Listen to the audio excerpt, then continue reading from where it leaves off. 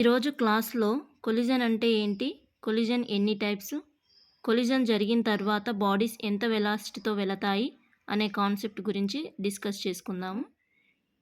A strong interaction between the bodies which involves exchange of momentum is called collision.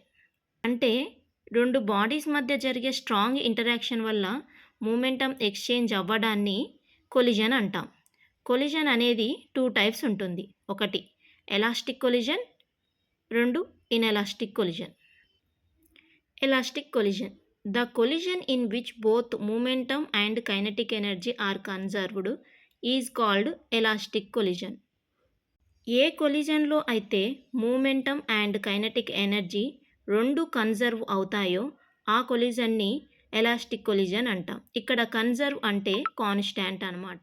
Collision జరగకముందు ఎంత momentum ఉందో collision జరిగాక కూడా అంతే momentum ఉంటే మూమెంటం కాన్స్టాంట్ అంటాం. కాన్స్టాంట్ అంటే కన్జర్వ్డ్, అంటే మూమెంటం కన్జర్వ్డ్ అయిందని అర్థం.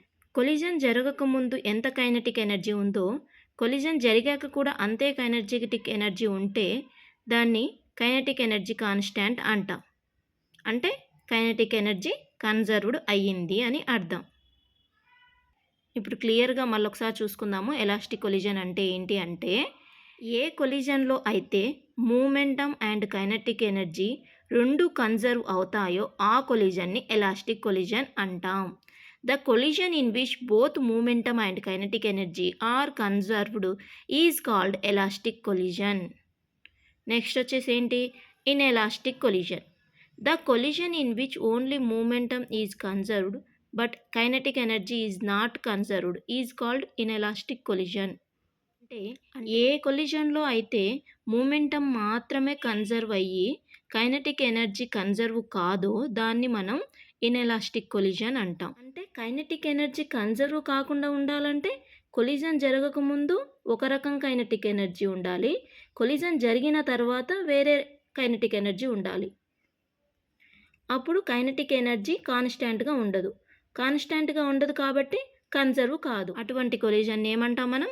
ఇన్ఎలాస్టిక్ కొలిజన్ అంటాం. ఇన్ఎలాస్టిక్ కొలిజన్ అంటే ఏంటంటే, ఏ కొలిజన్లో అయితే మూమెంటమ్ మాత్రమే కన్జర్వ్ అయ్యి కైనెటిక్ ఎనర్జీ కన్జర్వ్ కాదో దాన్నే మనం ఇన్ఎలాస్టిక్ కొలిజన్ అంటాం. మూమెంటమ్ అయిపోయింది, ఇన్ఎలాస్టిక్ కొలిజన్ అయిపోయింది. ఇప్పుడేంటి? One dimensional elastic collision. If the velocities of the body are confined to the same straight line before and after collision is called dimensional collision. One dimensional collision అంటే collision జరగకముందు collision జరిగిన తర్వాత bodies యొక్క velocity same straight లైన్లో ఉంటే దాన్ని one dimensional collision అంటాం. ఒకటి పైకి ఒకటి కిందికి వెళ్ళకూడదు అనమాట. సేమ్ లైన్లో ఉండాలి. సేమ్ స్ట్రైట్ లైన్లో ఉంటే దాన్ని వన్ డైమెన్షనల్ కొలిజన్ అంటాం. ఇప్పుడు ఈ వన్ డైమెన్షనల్ ఎలాస్టిక్ కొలిజన్ని బేస్ చేసుకొని కొలిజన్ జరిగిన తర్వాత ఫస్ట్ బాడీ వెలాసిటీ ఎంత ఉంటుంది, సెకండ్ బాడీ వెలాసిటీ ఎంత ఉంటుంది, దానికి మనం ఈక్వేషన్స్ డిరైవ్ చేస్తాం.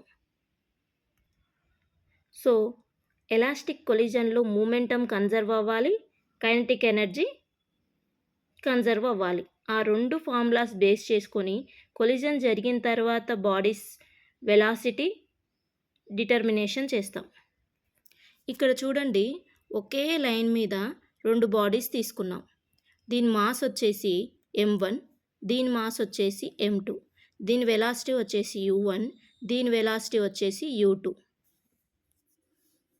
ఇక్కడ సెకండ్ బాడీ కంటే ఫస్ట్ బాడీ అనేది ఫాస్ట్గా వస్తుంది అనుకుందాం. ఇప్పుడు ఈ ఫస్ట్ బాడీ వెళ్ళి సెకండ్ బాడీకి టచ్ అయ్యి ఇక్కడ ఏమవుతుంది? కొలిజన్ జరుగుద్ది. అప్పుడు ఏమైద్ది? మూమెంటమ్ అనేది ఎక్స్చేంజ్ అవుద్ది. అంటే ఫస్ట్ బాడీ స్పీడ్ హై అవుతుంది, సెకండ్ బాడీ స్పీడ్ స్లో అవుతుంది అనమాట. అంటే ఇక్కడ వెలాసిటీ అనేది చేంజ్ అవుతుంది.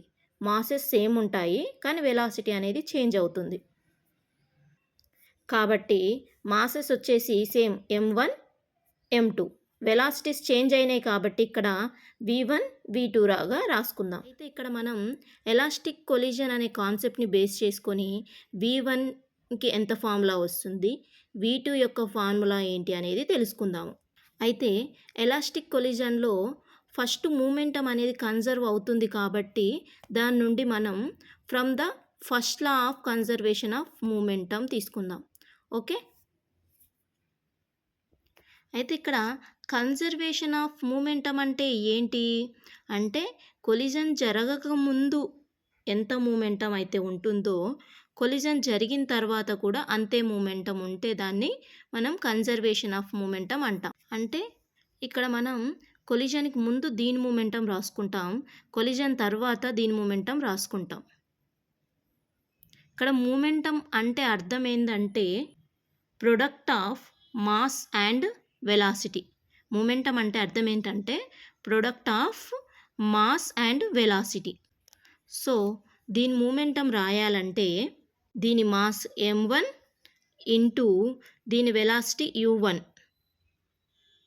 ప్లస్ దీని మాస్ m2 ఇంటూ దీని velocity u2 is equals to దీని mass m1 velocity v1 plus mass m2 into velocity v2.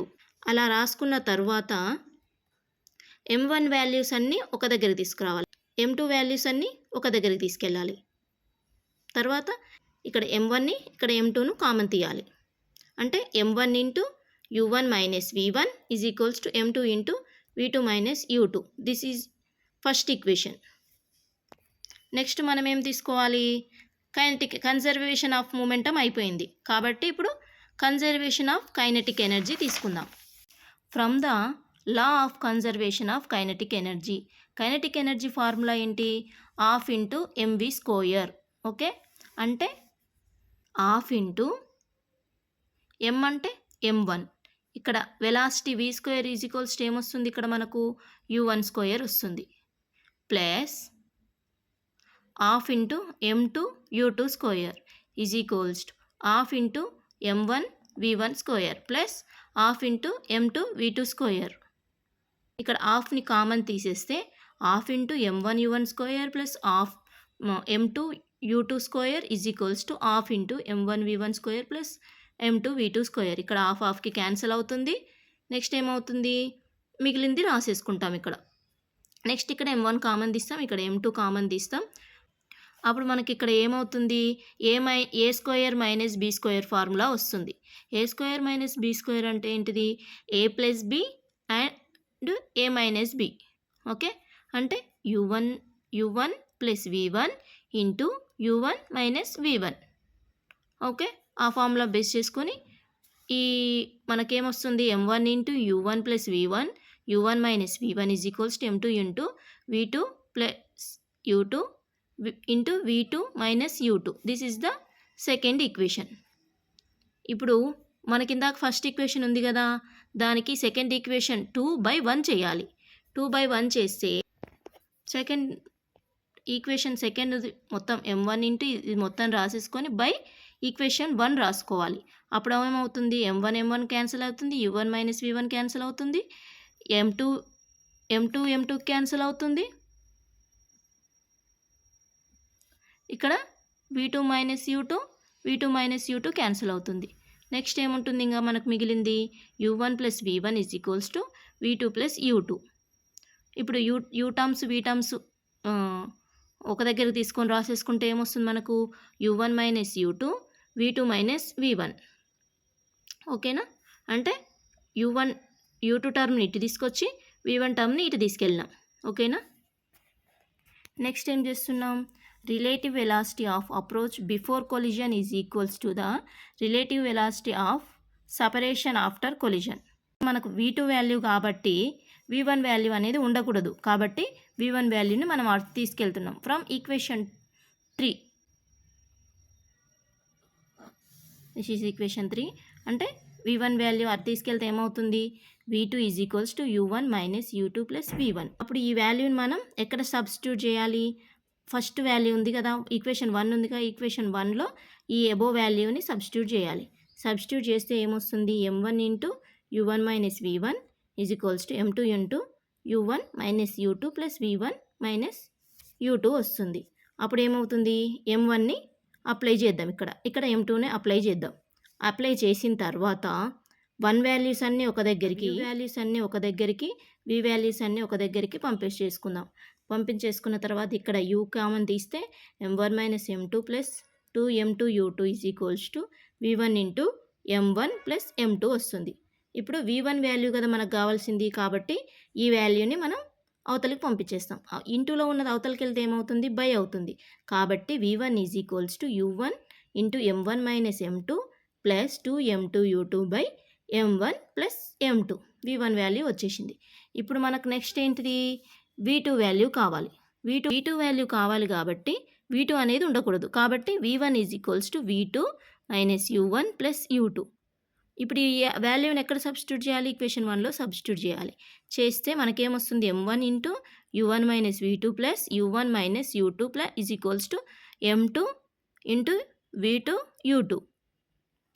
m1ని లోపలికి సబ్స్టిట్యూట్ చేస్తే ఏమొస్తుంది, ఈ వాల్యూస్ వస్తున్నాయి. ఇక్కడ m1 u1 కాబట్టి 2m1 u1, m1 minus m1 v2 minus m1 u2 is equals to m2 v2 minus m2 u2. ఏంటి ఇక్కడ u1 values అన్నీ ఒక దగ్గర తీసుకున్నాము, v1 వాల్యూస్ అన్నీ ఒక దగ్గరికి తీసుకెళ్ళాము. కాబట్టి ఏమొచ్చింది అప్పుడు, 2m1 u1 minus m1 u2 plus m2 u2 is equals to m2 v2 plus m1 v2. ఇక్కడ u2ని కామన్ తీసాము, ఇక్కడ v2ని కామన్ తీసేసి 2m1 u1 plus u2 into m2 minus m1 is equals to v2 m1 plus m2.